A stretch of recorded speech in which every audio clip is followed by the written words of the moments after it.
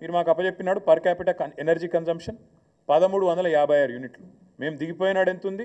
2349 యూనిట్లు. మరి ఎట్లా పెరిగింది ఇది? వ్యవసాయ విస్తరణ జరిగింది, అట్లాగే పరిశ్రమల విస్తరణ జరిగింది, గృహాలలో కన్జంప్షన్ పెరిగింది, నాణ్యత పెరిగింది విద్యుత్తుది, కాబట్టి కన్జంప్షన్ కూడా పెరిగింది.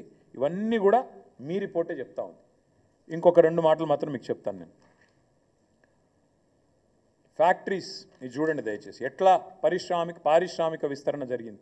ఐటీ ఒక్క రంగమే కాదు, పారిశ్రామిక విస్తరణ ఎట్లా జరిగింది, ఎన్ని ఫ్యాక్టరీలు, మ్యానుఫ్యాక్చరింగ్ రంగం, ఉత్పత్తి జరిగింది, ఎట్లా జరిగింది. ఇక్కడ ఈ రిపోర్ట్లో ఏం రాశారంటే నెంబర్ ఆఫ్ ఫ్యాక్టరీస్ ఎన్ని ఉన్నాయి అని చూస్తే మనకంటే పెద్దదైన రాష్ట్రాలు 6: తమిళనాడు, గుజరాత్, మహారాష్ట్ర, ఉత్తరప్రదేశ్, ఆంధ్రప్రదేశ్, కర్ణాటక.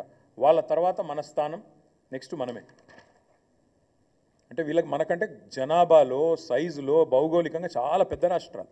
కానీ మీ రిపోర్ట్ చెప్తున్నది తెలంగాణలో పారిశ్రామిక విస్తరణ కూడా అద్భుతంగా జరిగింది.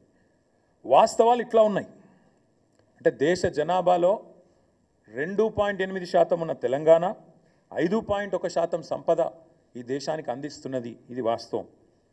జిఎస్డిపిలో గ్రోత్లో తెలంగాణ భారతదేశంలో నెంబర్ 1, ఇది వాస్తవం. సంపద సృష్టించడంలో తెలంగాణ ప్రభుత్వం కేసీఆర్ నాయకత్వంలో అద్భుతంగా పనిచేసింది, ఇది వాస్తవం. 10 ఏళ్లలో కొత్తగా దాదాపు 80 లక్షల ఎకరాలు సాగులోకి వచ్చినాయి, ఇది వాస్తవం. మీ రిపోర్ట్ చెప్తున్నది.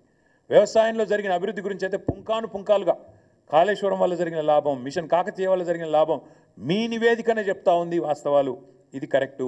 కాంగ్రెస్ వాళ్ళు రిపోర్ట్ చదవండి. దేశ తలసరి ఆదాయంలో ఇవాళ అగ్రభాగాన తెలంగాణ ఉన్నది. 1,84,000 నుంచి 3,56,000 జాతీయ సగటు కంటే డబల్ ఉన్నది అని మీ నివేదికనే చెప్పిన మాట వాస్తవం. మోదీ గారు తలకిందులు తపస్సు చేసినా, రాహుల్ గాంధీ గారు మరొక 100 జోడో యాత్రలు చేసినా ఇది సాధించలేరు అనేది కూడా వాస్తవం. అట్లాగే తెలంగాణలో గత 10 సంవత్సరాలుగా కేసీఆర్ గారు అకుంఠిత దీక్షతో, మొక్కవోని పట్టుదలతో ఒక అభివృద్ధి యజ్ఞం చేసినారు, ఇది కూడా వాస్తవం అని మీ నివేదికనే చెప్తా ఉంది.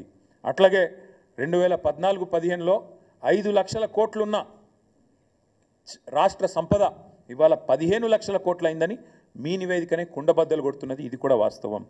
10 ఏళ్ల కిందట ధాన్యం ఉత్పత్తి 68 లక్షల టన్నులుంటే ఈరోజు 2.60 లక్షల కోట్లు, అంటే 260 లక్షల టన్నులుగా పెరిగింది అని మీ నివేదికనే చెప్తున్నది, ఇది వాస్తవం.